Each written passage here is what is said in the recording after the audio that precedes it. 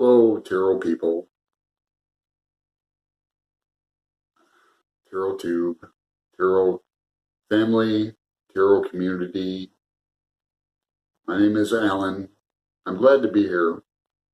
I might not seem so energetic, but I'm glad. This is kind of hard for me. What I want to say is I might as well spit it out at the beginning and just ramble. I'm really enjoying my time here. My life is like everyone else's. It ebbs and flows as far as interests go. When I mean interests, I mean for me like meditation and tarot. These are things that have followed me all my life since the time I've been, young, for high school, and that, probably you too, where I go into it deeply and go out of it and come back around. So I'm in another cycle. I can feel it.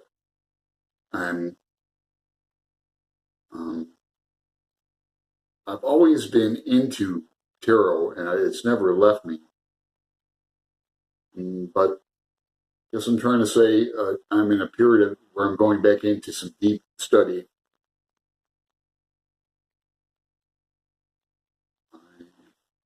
I also feel like a personal change coming about, and that's due to the marijuana use of mine. It's gotten out of control, out of my control. I can't control it anymore. I never thought I'd be saying this about marijuana. I mean, I'm an experienced opium eater, but I don't drink. I used to drink a lot. I really don't do many other drugs. I haven't done acid since 1986. Pretty good. I've done shrooms and the medicine, peyote, with tribal chairman. I'm getting back into Native American things too. A thing called the Red Road. This relates to the marijuana. I got into a program where you can't just walk in to say, "Hey, I'm here, accept me in this program." You have to be accepted and referred into it. I'm not going to promote it or shout it out here, but it's a good program here in Portland. It's Native American, and they do the Red Road. There's a book on that. And, you have to be sober, and there's UA, there's tests, urinalysis. Now, I don't have to be there, but most people are forced to be there. So I don't care if I'm pissed dirty for weed or if I have a pint of Guinness or two, but you never know when the UAs are coming.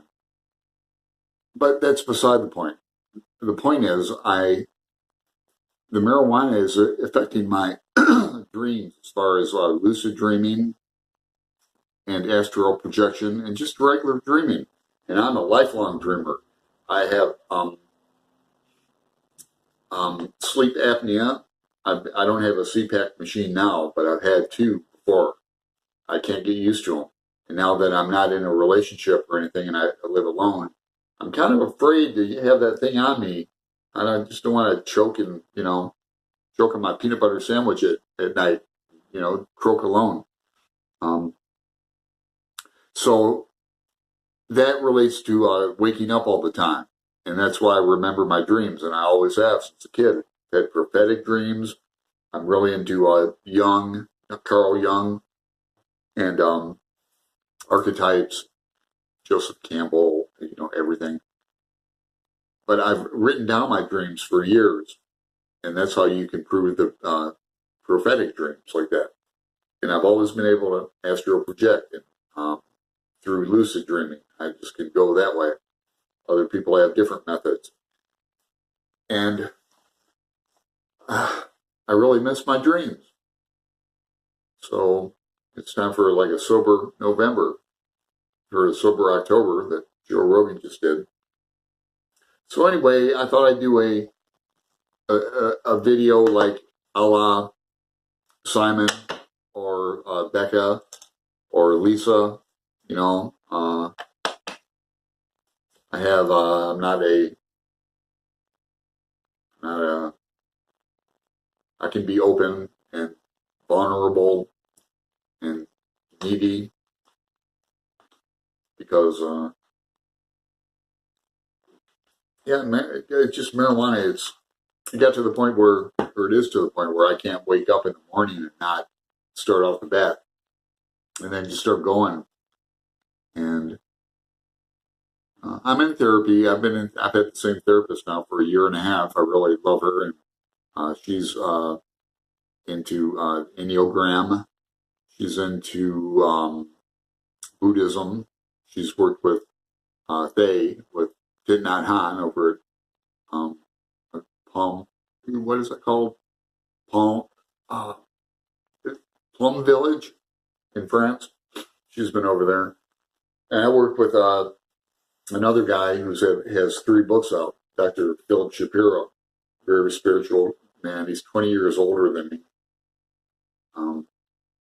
Learned a lot from him. He's been to India several times. He's a psychiatrist. And he's from New York City and still has a little brogue, a little accent. But he was head of the Oregon Psychiatric, the state, everything. He's got credentials of the yin yang. He's a really interesting guy. I haven't been going there. I've been missing. That's 3 days a week. Just like anyone can go, but I was a staple there, and especially Wednesdays where we meditate from 4:30 till 5:30. I mean 4 o'clock till 5:30. And I have a daily meditation practice, 20 minutes a day, usually twice a day, morning and night, but at least every morning. Been on Insight Timer for 6 years, keeping track of all my things that I do and that. But I've let that slide too because I was getting attached to that. I found that like days would go, I would notice that, hey, it didn't track me on Wednesday. Wednesday is when I have with Shapiro. I know I meditated then. Well, I forgot to log it in. I get mad at myself. Another thing that's went to the wayside for me is acupuncture. I have been into acupuncture for decades. And I go here, when I say here, I mean across the street. I should do a video on the place. It's a magical, beautiful place. Central City Concern. I should leave a link below. Anyhow, but yeah, I haven't been to acupuncture. It seems like about 3-4 weeks, but if I checked, it would be 3-4 months. And I don't know why. Last time I had 26 points. You know, I get 5 in the ears, third eye, crown, maybe 3 up there. I get my wrists done, where my nose, my feet. So yeah, I mean, I'm not one to wear shoes. I'm a hardcore sandals wearing flip flop guy in Portland, even in the rain. I don't have an umbrella. I have 2 umbrellas. I rarely use them. My dad gave me one when he was up here in June. I wore that hat for an umbrella. So, yeah, that's my little confession about marijuana. I need to break away. And if I do get my dreams back, that's going to be probably the kicker. Probably, it's not worth me giving up my dreams. And when I say dreams, I'm referring to, the lucid dreaming and astral projection. And just, my grandmother visited me in dreams. I had recurring dreams with her and her house back in Toledo, Ohio, that I grew up in, on Geneva Street, right off South Street by Highland Park. But it was a real gift for me to go back there and spend 3 years there recently. Real trip. I would walk by her house or take the bus by or drive by her street, like probably every other day. And blah, blah, blah. So I'm in a good mood, basically. I have hope. I can do this. I'm wearing all the help I can get. I'm wearing amethyst and my amethyst mala, just because from what I understand, it goes back to the Greeks and it's for sobriety. It hasn't been working on me very well. But I'm also getting some, how do you pronounce it? Labradorite. I'm getting a ring and a labradorite. I wish I would have got a real crystal, but I got a polished like spear that looks cool on a stand. Looks like a little crystal ball. Crystal ball. So it's almost Monday, brand new day, start of a week. I'm out of crumble, but I still have boy, I think I have a half gram, tell you the truth, of some strawberry cough. It's coming around again. And I like to vape it. It's the way to go. But, I need to put the weed down for 30 days or longer. I'm offered sweat lodges here. I haven't been to a sweat lodge since I left Phoenix in 2011. I've been to a sweat lodge. I've been to not a million of them, but pretty good for a white boy. About 20, I'd say, down with the Havasu Pi Indians, the south rim of the Grand Canyon.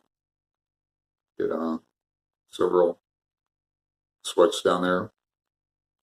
Oh, anyway, the Red Road. Anyone hear of the Red Road? Maybe I'll leave a link below. To all my relations, peace.